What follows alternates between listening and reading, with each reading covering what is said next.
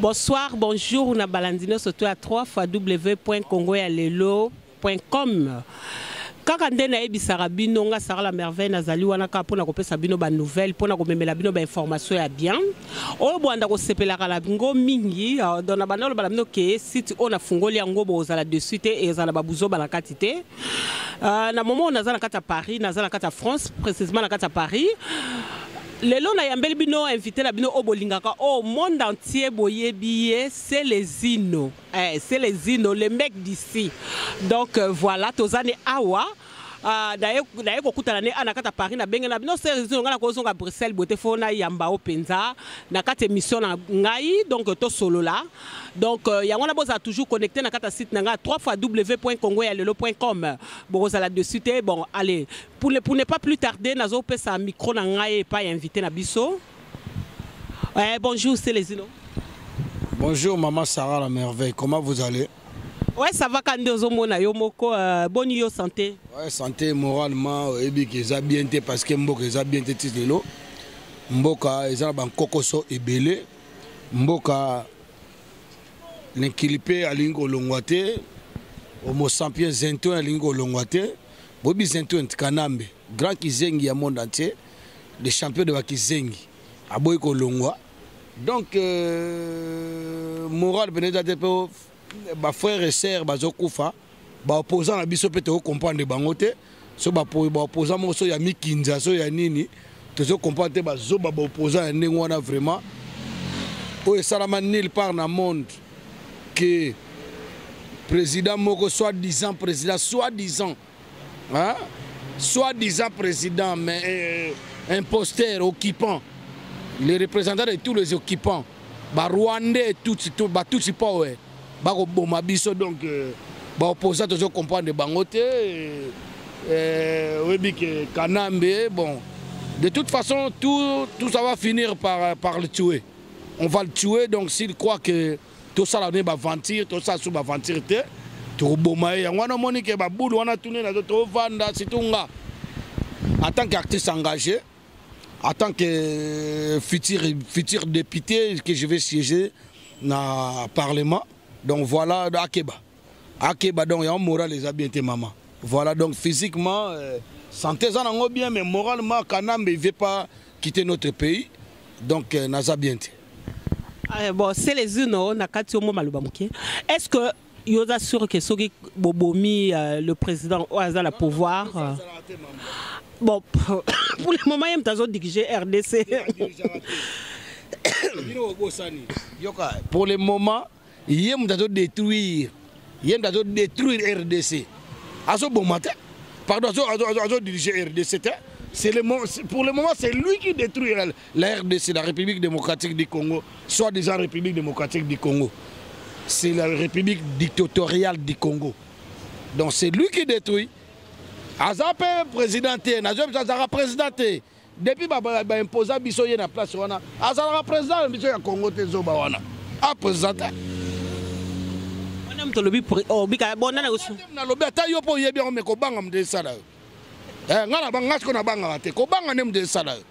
Mais là, on a vu que tout ce que je suis en train de parler, ça ne concerne que moi. Ça n'engage que moi. Ils ont engagé dans le yoté. Kobanga na yoté. Parce que vous êtes congolaise. Kobanga te. Parce que au moins, il y a une minute, on est aux abos. Vouloir ou pas, Aza président Congo te. So ba ba ba ngata ndenga lukuta Aza président Congo. Donc mandat na SSC là de 19 décembre 2016. Mandat na évident déjà. Oui, mandat na SSC là mais baloba ke bozela. Non, Sarah. Yom orobi yom polobi mandat na SSC lo yebiango na miso nzambe moto to yebi ke mandat na SSC là. Bon, dis-moi maintenant. Si mandat na SSC là, dis-moi pour l'instant, qu'est-ce qu'il fait au Congo? Il fait quoi? Il fait rien du tout. Mais parce que par exemple, c'est là va organiser l'élection. Tant que l'élection que les candidats placés à Kopoya Sarah. Moutazo Zela organiser l'élection à Zatenamboka. Il n'y a eu jamais des élections dans ce pays. Dans ce pays, il n'y avait jamais des élections. Il n'y aura pas des élections. On n'a pas besoin d'élections. On a besoin de soulèvement populaire parce que nous sommes trahis. Nous sommes trahis jusqu'au sommet de la nation. Nous sommes occupés. Le pays est occupé. Tu ne vas pas nous dire que non, voilà, on est là en train d'organiser. Qui va organiser des élections? Il y a pas, tous les institutions sont tombées. Toutes les institutions dans ce pays sont tombées. Et ça l'a raté. Ils sont occupés par... Nous sommes occupés par les Rwandais. Alors, si on faut négocier pour Bima. Dis-moi, on négocie pas Bima ou bien on go benganaye. Non, bon. À tout exemple, il y a des sous-questions. Dis-moi quand même. On est en train de débattre, on est en train de dialoguer. Mais dis-moi maintenant, une personne qui rentre chez toi sans votre permission, sans votre accord, dis-moi la personne là pour le faire sortir dehors de chez toi. Est-ce que vous allez négocier avec la personne ou tu vas les chasser avec action ou tu vas les chasser dans votre propre volonté? Dis-moi.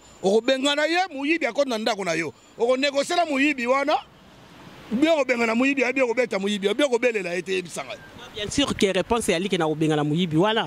Mais est-il que pour le moment, le président Moko officiel n'a la Zali. Donc, président comment on trouve un président officiel à la place de l'autre qui était déjà là? Moi, je vous dis, à cet instant, je viens de te dire qu'il n'y a eu jamais de président à la République démocratique du Congo. C'est que vous appelez la République démocratique du Congo. Mais ce n'est pas la République démocratique du Congo. C'est la République dictatoriale du Congo. Donc il y a un dictateur qui est là-bas. Ce n'est même pas un dictateur, c'est un occupant. C'est un Tutsi-Paro, c'est un Rwandais qui est en train de nous diriger pour rien. Donc, ce que je vais te dire à cet instant, Azali président, déjà faut la président. Azali président batouté. Biso banda, Mobutu Akufa, Mobutu Agi, parti unique. MPR, Mouvement populaire de la Révolution, il était président fondateur. Là, on le reconnaît par la dictature aussi. Il y a eu la démocratie. Vous comprenez? Donc, banda Mobutu Akufa, tozu Mouzé Laurent Désiré Kabila. Oh, mais la biso mère de Afdel. Oh, bah le libérateur. Ils ne sont pas des libérateurs. Ils sont enfermés, ils sont bien. Ils sont corruption, ils sont plateforme, ils sont extermination de la population congolaise. Ils sont belé,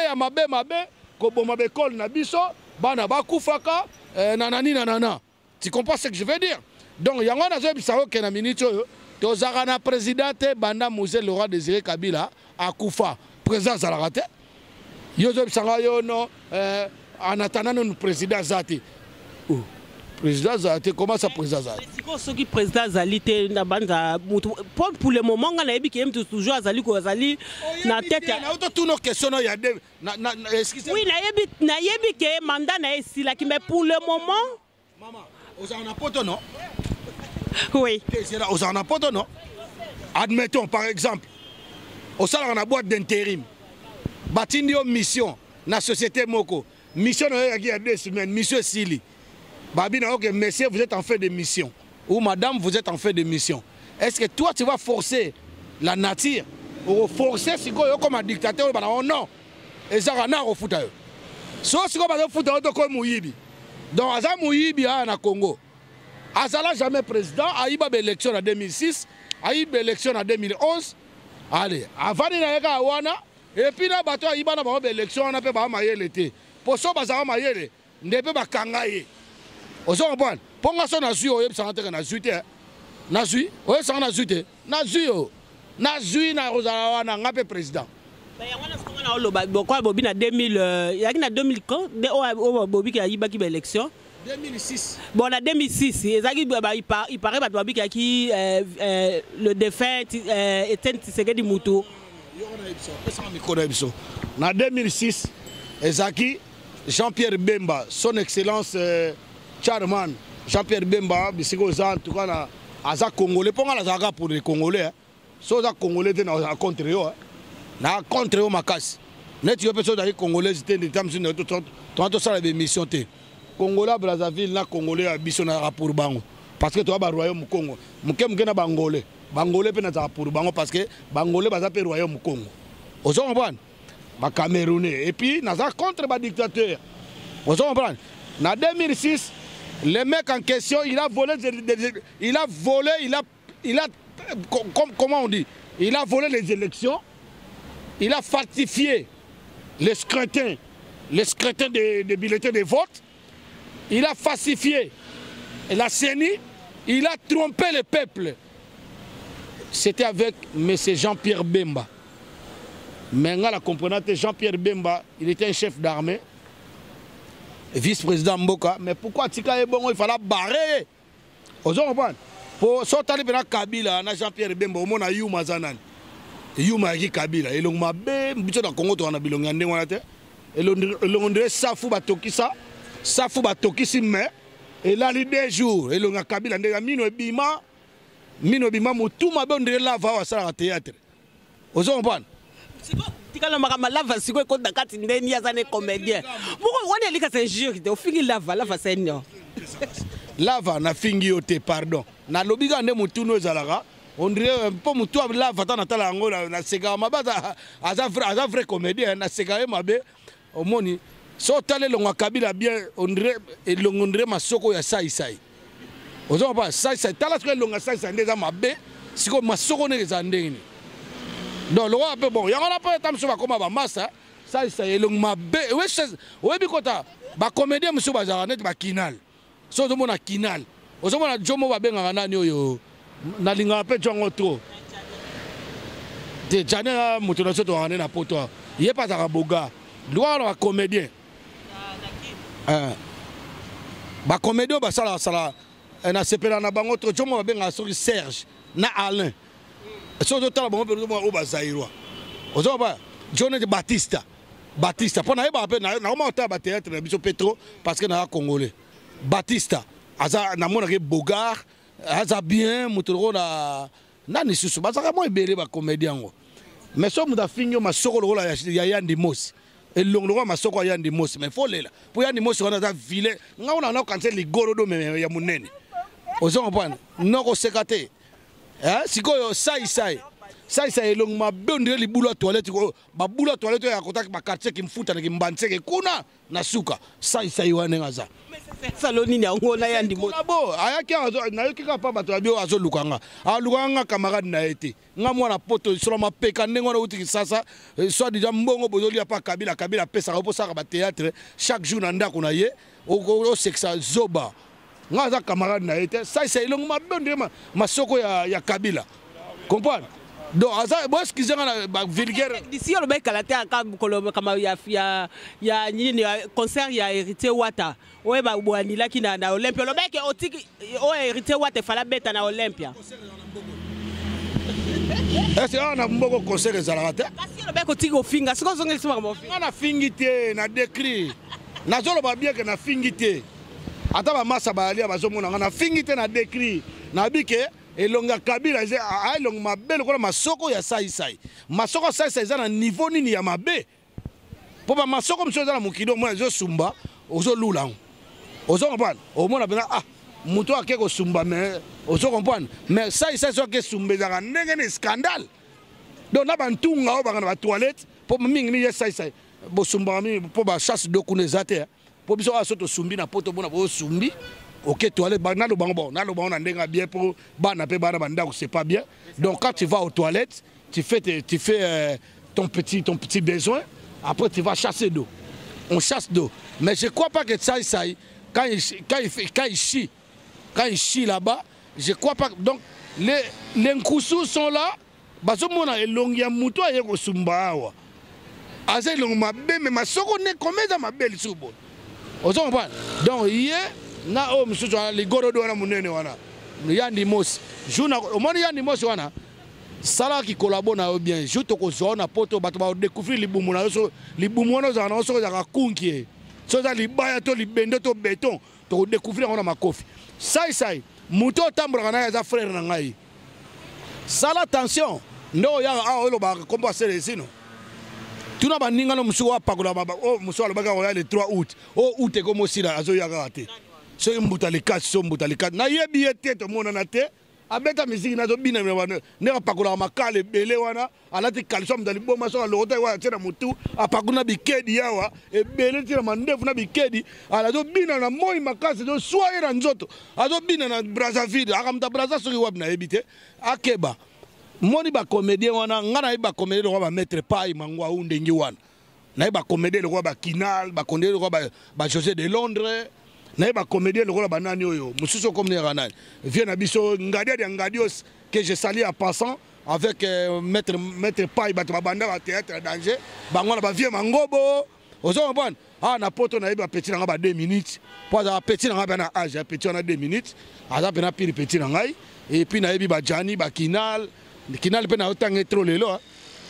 Basé belé ba la Duchesse, naïbi José de Londres, petit nanga José de Londres, pire petit, naïbi, aux hommes, basé belé na mususu wana, bali belé à zoom kana kolo, sur zoom kana pe le coutage à mon makolomi kebo. Wana. Na boss encore à mon makolomi ke, mon ta makolomi ke. Ansiluzolo. Bon bino na naïbi, oh lobi yom do lobi kombangwa. Ngana lo bagana na bali mikolo bonga ba mariage na kontola ngo na yoki zo makolo mike ondire ki mulai ki sasa ozo mpana elong mabe ondire ba bota na bula olive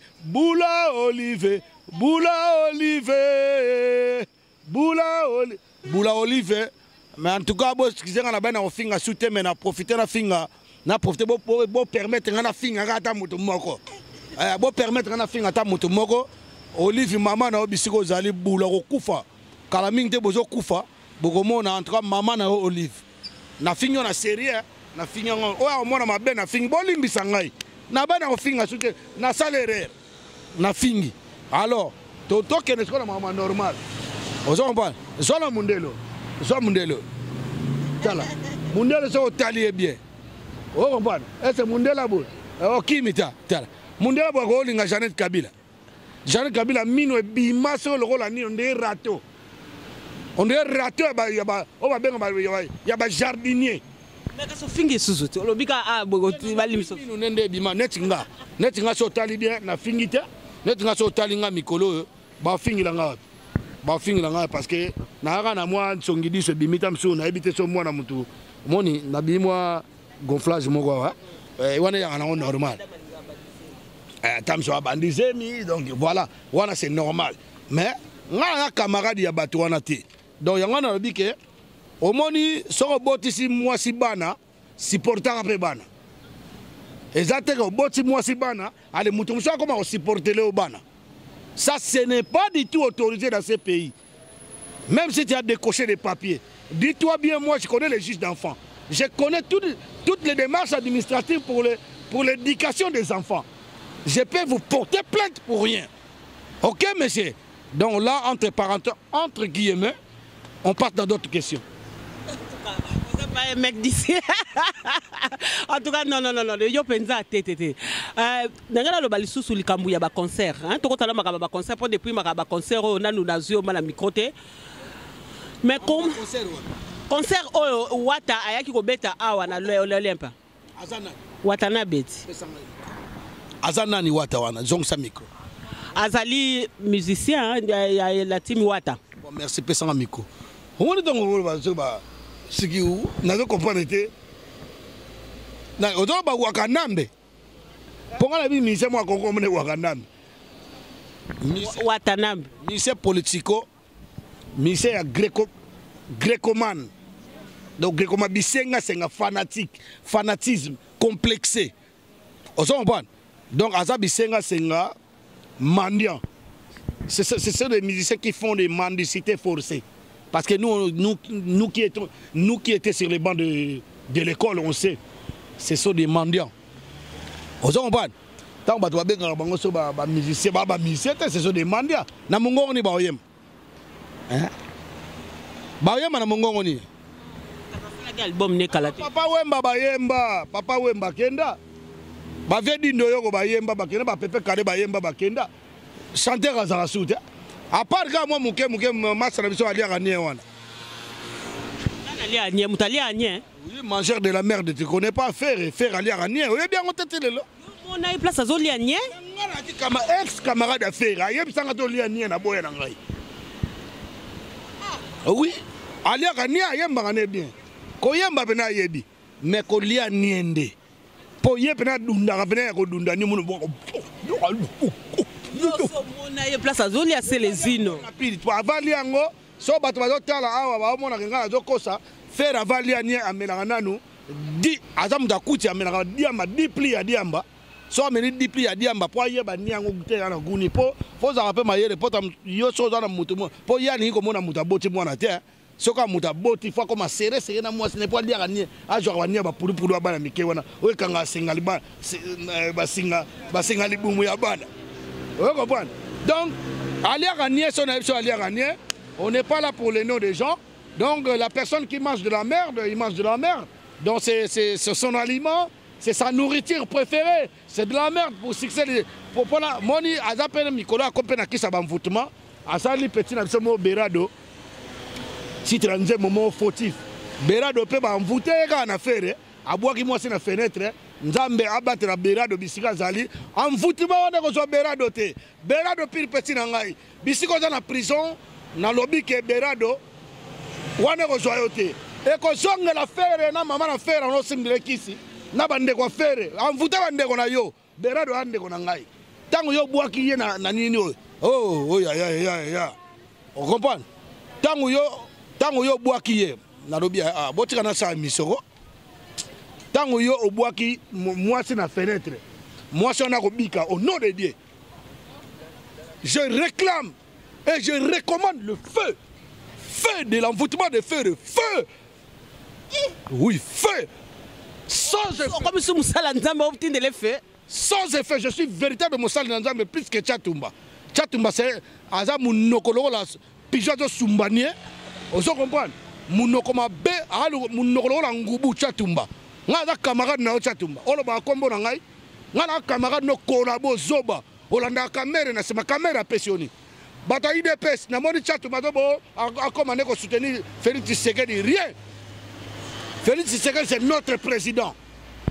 C'est notre président. Bon lingate mutona ana bo zoba na IDPS. Voilà, on se comprend. Donc nzembo wana fautif. O basali na no ebimisi fe berado fautif. Donc to leki yango en tout cas ba musicien ba te concert pesa la raté. O wana yo yaki ko meka.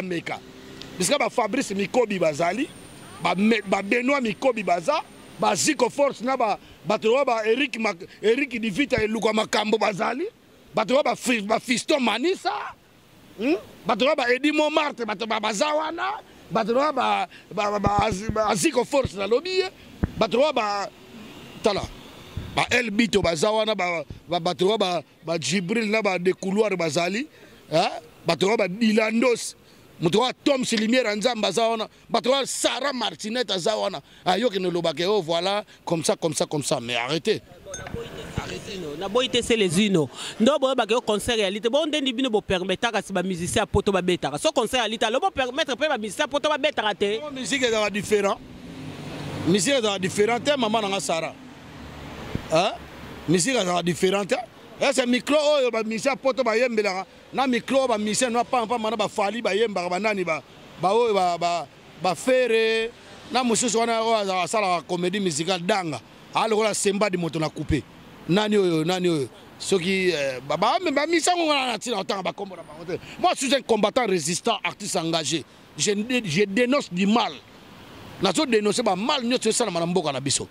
Est-ce que l'on a besoin d'accuser les musiciens il y a RDC? Maman, ceux qui viennent voir mis sous tête les journalistes au Yébina, tu vois ça semblant. Vous comprenez? Batouana ne bazar musiciens, ils font pas la musique.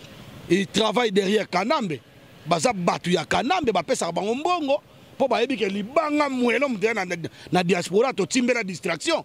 Ah distraction ça rassuté. Vous comprenez? Na habité sur zo mona ngai bien. Ah distraction ça rassuté. Donc voilà. Distraction est arrêtée donc ce que Batouana babenga sikoyo nani ba Rwandais papa ba misa ba Rwandais tôt ou tard nalo nazo bango bien tôt ou tard ça va se régler. Quoi que qu'est-ce que ça va se passer? Et là où c'est passé et vous allez compte à rendre ba mission on a tout tokoboma bango. Nazo bango bien tokoboma bango. C'est l'ité donc tout. Tokoboma bango ba jana mandotanga kombo waze quoi. Tu seras pendu fils de pute. Et l'autre là, tous les musiciens, vous êtes des fils vous êtes des bâtards, des pauvres bâtards. Bâtard qui signifie que chien sans race. Un bâtard, c'est un chien sans race. Vous êtes des fils de pute, vous êtes des bâtards. Parce que vous ne dénoncez pas. Oh, nous sommes au Congo. Na Congo, on a pas un militaire contre Makambo Baba occupant le peuple na biso.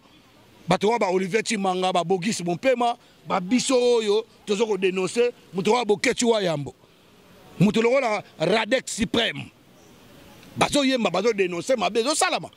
Mais pourquoi tous ces sacs à merde à diarrhée là, tous ces sacs à merde à diarrhée, ils veulent pas suivre l'exemple. C'est quoi ça? C'est la tête de Wam, tu vois. C'est la tête de mes ex. Je comprends pas. Un mec d'ici. Je suis un mec d'ici. J'ai fait la science politique. Là, je fais la science politique.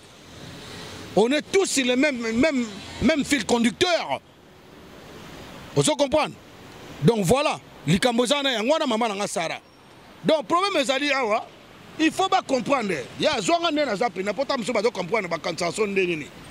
Il faut pas comprendre que Mboka Nabiso ça va mal.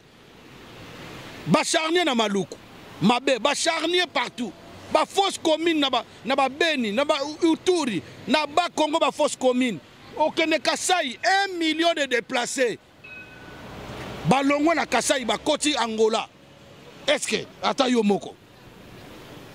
À part ça, ce que je veux dire à cet instant, les églises évangélistes, les catholiques, les kimbangistes, vous êtes en train de endormir le peuple. Tala oyo kiangani so alobaye kiangani so kinani kiangani nako tika yote bayambi tala mona na nkamba ngo pesa États-Unis te ezape potote poso ezaka poto de batutu bakenda kuna. Papa Simon Kimbangu, le prophète Papa Simon Kimbangu lui-même, il était combattant résistant. Papa Simon Kimbangu, il était combattant résistant. Même Fabien Ifenda, Assemble la Wakuna, na Nancy, ata Masananga Dada. Dada o épine, Masananga Dada, motema ya Aminata. Assemble la Wakuna, bana lemba baebi. Balobi, trop c'est trop. Trop c'est trop. Azo que le bagage, Bichon, Toto Chaka l'État. L'État la Congo est là. Comment ça vous disiez que Boto sera l'État? L'État qui existe dans ces pays, il n'y a pas de social. Les gens sont mal payés, même pas mal payés. Les gens sont impayés. Les fonctionnaires du public, on ne les reconnaît pas. Les enseignants, n'en parlons même pas. Il n'y a pas des écoles, il n'y a pas des universités, même des hôpitaux, il n'y en a pas. Après, vous disiez qu'il y a l'État. Et les pères spirituels, soi-disant, Kiangani, Simon Kiangani, gare à toi. Quand tu es Congolais avant de gare à vous, tu comprends des binos, gare à vous. Ok, que le bakuna que non, n'ayez pas tata mokonzamboka. Est-ce qu'il y a tata mokonzamboka? Faut le bak n'ayez pas ya, n'ayez que Zambongo n'angai et pas ba Rwandais. Ayez que Zambongo n'ayez pas ba Rwandais. Allo babongo. Et puis parce que ça rend la vérité. Moi, je suis au Congo. Ma cambo, tu vas la vérité comme un crime. Vérité c'est pas comme un crime, mais ce qui comme normal, ça peuple congolais, mais non, il faut qu'on arrête de ça, il faut qu'on arrête. Vous êtes des sacs à merde à diarrhée, vous êtes des fils de pute, parce que vous êtes là pour tromper les Congolais, vous êtes là pour tromper les peuples souffrent par-ci par-là dans le monde. Va voir en Grèce. La Grèce, les Congolais, par-ci par-là, ils souffrent énormément. Ils souffrent énormément. Et toi, bino bata kimbangiste. Bon, oh biso kimbangiste. Bon ça là, nga la fingi ba kimbangiste te. Na fingi ba kimbangiste te, mais na zolo ba la vérité. Parce que la vérité comme on a bino crime. Et soit bino na mitema. Et puis na ba na mutu ame ko benga ngai. Boloba na kata kimbangiste ke mibeko misala bolingo. Et que bino bona bolingo. So bona bolingo, pourquoi bon ensemble te? Bon kabona comment 7 parties. Il y a seulement maman. Trop c'est trop na Congo. Fanatisme, complexe, et l'équipe trop. Corruption, et l'équipe trop. Zobaloro la mende, Zobaloro la bochab, Zobaloro la imbécile onani, Minaku. Toyoki lisusu ke Kabila a préparé à ça la Angola, Angola démocratiquement, ils ont voté leur président. Là c'est le président Eduardo Santos qui a voté dans la place. Voilà. Il y a un peu si président on a félicité. Mais le problème est ça, yo toyoki que ceux qui kanambe. Yo la Rwandais, ce n'est pas la même chose avec le véritable Angolais, Eduardo Santos Angolais moi mboka. Asali, basali que non remise et reprise dans la présidence. Kolanda te que yonde ozoluka mutu no obe mutu pepper de morte bien mutu na yo morte acolyte no bien accompagner no moko okotia akoma ba je wana to yebi yango kanambe kolongo na président photo bomayo to pas na besoin d'élection te to pas na besoin de journée ville morte te o ba dialogue to na besoin nango te to na besoin ya article 64 de la constitution soulèvement populaire oso comprendre o biso to loba yango wana poso neti kanamba longo na pouvoir basuneti et baluki neti ba voter ya lokuta nde ba voter ya lokuta ba tie minako mais kanambe kam dans le pouvoir mukile changer tout ce qu'on cherche dans ces pays changement total. Il y a des contre-élection. Naza contre-élection, oui. Élection aux alatés. Mais élection aux alatés, c'est qu'il n'y a pas toujours en place. Non, aux alatés, article 64 de la Constitution, ce qui dit soulèvement populaire, pas de dialogue, il n'y a plus de dialogue, il n'y a plus de journée ville morte. Ce qu'on vous dit, c'est ça. Il y a la seule solution qu'il faut que le peuple se soulève. Quand le peuple vont se soulever, c'est là où il y aura que Kanambe, il va même pas qu'au Bengana. Quand on va qu'au Bengana est plus simple. Donc au Bomaye, qu'au Bomande, et Bemene qu'au Telengana. Donc on a besoin de place dans la CPIT, place dans la Samabele. Naba Massa na ye wana nyo surtout. Les Congolais qui on va passer mutu makasi. C'est ça. C'est ça. C'est les unes vraiment. Ben, il n'y a pas postulé. Alors, supposons que l'élection est en 2018 en décembre. Bon, il y a postulé. Élection exatée. lobby. Mais non, peuple congolais, toi, il y a bien élection exatée. Pourquoi on a ça? Pourquoi? Élection exatée, pourquoi? Élection exatée parce que lui-même, les connards, soi-disant le président de la République, imbécile qu'il est, un opportuniste, hein? Un violeur, massacré, génocideur. Qu'est-ce qu'il a dit? Il est parti à Kenen allemand à lobby que est-ce que moi je vous ai promis les élections dans ce pays? Nengaloba. Hippolyte Kanambe. Hippolyte Kanambe, est-ce que vous êtes prêt à organiser les élections dans votre pays? Est-ce que moi je vous ai promis les élections dans ce pays? Moutoura est appelé à ma soeur Minene, wana ma bundi à l'Iboumounene. Corneille Nanga. Aïe, na TV5 Monde. À Lobini. On n'a pas le moyen de faire d'organiser les élections parce qu'on a des suffisances financières. Est-ce que vous comprenez? S'il n'y a pas des élections, élections sont en côté. Ça roule. Vérité scrutée dans beaucoup de raté. Est-ce que bino peuple congolais si vous votez raté ça rakaka. Imposera bino mutu moko bourrique moko à la tête de la nation. C'est ça que je veux vous dire. Moi, mon intelligence politique, ça s'augmente, ça s'améliore, ça évolue. C'est ça que je connais, c'est ça. Il n'y aura pas d'élections dans ce pays. Il n'y a pas d'élections. Il n'y a que l'article 64 de la Constitution qui va se manifester. Vous comprenez, maman? Moutako Sabinote. Le peuple, la population de Koufa, innocent, Koufa et tout. Maman, surtout comme un point, innocent, Koufa, ce sont ces gens-là qui traitent, ce sont ces gens-là qui provoquent. Le peuple sort dans la rue pour un inculpage, pour une manipulation. Le cas de l'autre là, il s'appelle Messene Mwanantsembi. Moi, j'ai bien parlé que Messene Mwanantsembi, mais je ne suis pas pour toi. Je suis pour tes actions, je soutiens tes actions, mais pas toi. Parce qu'on ne sait jamais ce qui y a aux Anaope complices na Kanambe. Tant que aux Anaope complices na Kanambe. Voilà. Donc peuple abima lisute, peuple ba congolais bobima lisu libanda te na bozoba te. Soki bomoni pena que non mukolo pena sali o IDPS ndimi o ba opposant tout bandimi bobima libanda, il faut sortir maintenant énormément. Il faut sortir énorme. Na ba nombre ba 20 millions de personnes. Il va pas vous tuer. Parce que soi-disant président mandat na esila kala. Esila nango mandat na ye.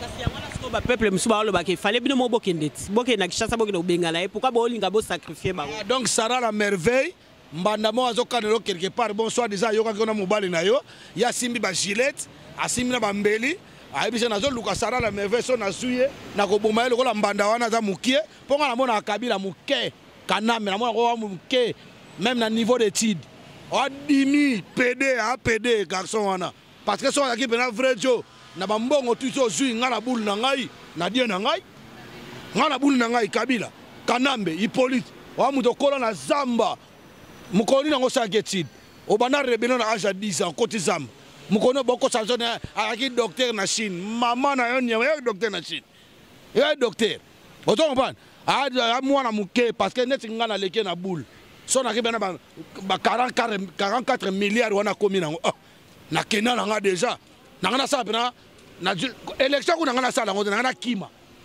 pona bike bato bakufie be na ngana kima na vani be na tongo président Célestin on est pris il est parti tellement qu'il est un sac à merde à diarrhée c'est la tête de mes ex c'est la tête de Wam tellement qu'il est un sac à merde à diarrhée c'est pour ça il est à zo iba élection parce que ba lobby on a français un groupe des individus qui force de prendre le pouvoir par la force.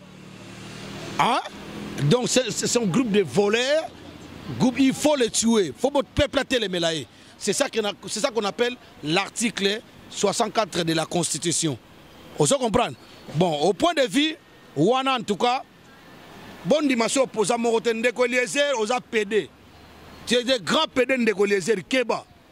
Keba ko soba net ba Ndeko Eliezer so saliye za contre mais bino bo sakana pour population te kanambe asala ba journaliste na ye asala pe ba peuple mo ba belela mona ba belela rais ba futa yi bango lobby ya o ya lelo to ye maka mutu bo ba mike ba ate ozo comprendre azape na ba opposant na ye ba opposant ko poso za opposant kanambe oza na trois choses okobima mboka wana te okokufa ou bien prison. C'est ça. À part ça, il n'y a pas de... À part ça, il n'y a pas de... À part ça, il n'y a rien. Vous comprenez? C'est ça. Vous comprenez? Donc, Eliezer, un journaliste fabriqué par l'occupation, un journaliste rwandais. Rwandais, parce que prévenu, à Finga Gaga, à Finga Gaga, il y a Finga Gaga, banani ba Congolais. À Finga jamais rwandais. À Finga Baminaku, bien peu Finga parce que ba collabo, ba sala na ba rwandais. Bazo ba monsieur ba Chatumba na Zalaka. Chatumba. Yes, ndanga zaboye. Azane de zoba moi comme ça Burundi le imbécile nani Kamere. Kamere, je profite de l'occasion de te citer ma maman no imbécile. Faut on anda kuna yo. Faut on na mboka na Burundi awate, na Congo te poko te. Ba étranger tout ba nga bokota na politique à Congo et ba maman na bino fo bozonga. C'est le moins ko finga ba maman eza mabe makasi. Excusez-moi, ba ngana ko finga bato bazo bo ma peuple na biso bato nyoko la peuple na nzala, mais na finga jamais ba congolais o ya biso moko. Comprendre? Ngala fingi be étranger o bazo piller mboka na biso ba matière première na biso, o bazo kota na politique na pour ba faire souffrir peuple wana. Vous comprenez? Il y a on a pasteur Chatumba, a Mosala Nzambe. Batutu o bosambelaka na église à pasteur Chatumba. Je vous mets en garde. Je vous mets en garde. Batutu bosambela na pasteur l'église à pasteur. So adape pasteur te na pas Chatumba, pas Mosumu ki Chatumba, mon pakano. Chatumba, jouna rozona nzela, je vais te frapper. Tu parles pas mon nom, ngala ki parayote. Et la malasuka Chatumba na ebisio. Imbécile ngala camarade na. Ngala camarade na ote.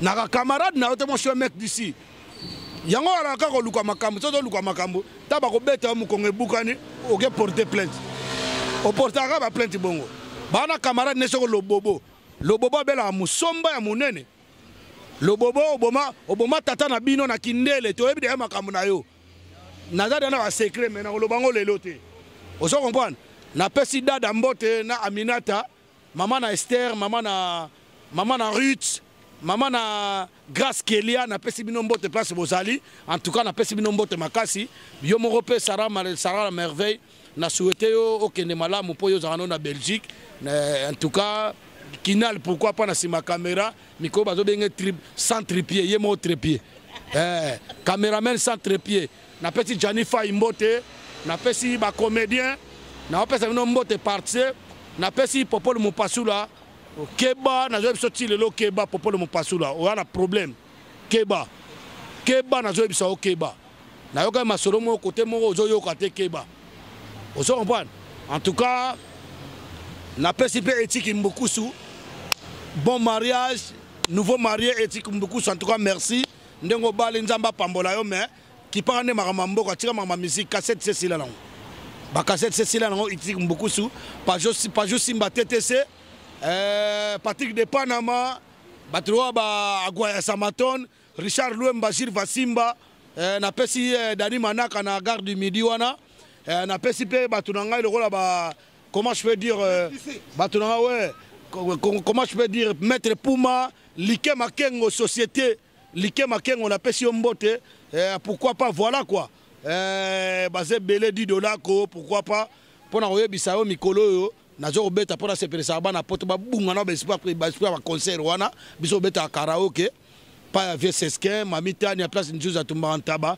mamita na yosala biloko danger ba makayabu muke katanga na pesi mbote boya mingi na Romainville tous les dimanches na Romainville boyaka ezali sur rue du docteur Para 99 93 230 Romainville référence et ali métro ligne 5 Remo Keno au J 318 ou 145 au kiti na 3e arrêt au babenga Châteloup ba komango donc tozawana na bengsi ba cameraman nyoso ba site nyoso boya kuna mingi kolobezate en tout cas Sarah Martinette na pesi mbote bisiko zali na pesi batutu mbote petit na nani le véritable beau-frère Dan Alain Alino de Londres la pesi mbote donc balobi la lutte continue bana ba congolais ba combattant tout ba combattant ba fourmi rouge ya Canada na pesi bino mbote na pesi ba en Afrique du Sud et puis to bossa na tête soutenir Yuri Kalenga Muchafu a obunda l'Afrique du Sud Yuri Kalenga Muchafu le véritable Yuri Kalenga Muchafu ba mettre Samsung ba mettre Kevin Kamuzuna mettre Speedy mettre le rôle à Bigis mettre Sibor mettre Junior na pesi bino ba mbote ba véritable boxeur maître Poison Gorbachev na pesi maître Bobo Vandom mbote maître double one na pesi mbote Kevin Kamuzuna Zidane mobala mama CC na pesi mbote bisiko za